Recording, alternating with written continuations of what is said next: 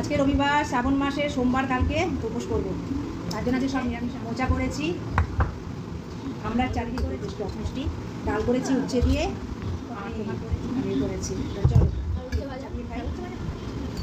মেয়ে তো সকালে মোচা খেয়েছে, বললো দারুণ হয়েছে।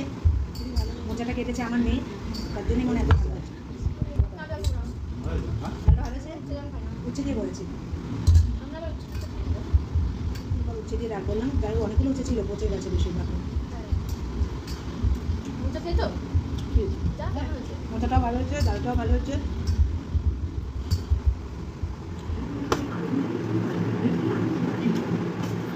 পনির আনতে যাওয়াটাই একটু সমস্যা, নাহলে তো নিরামিষ খাওয়া যায়। আর পনিরটা নিরামিষের দিনেই তো ভালো লাগে খেতে। ভালো হয়েছে খাওয়া। চলো পরে চাটনিটা খাই।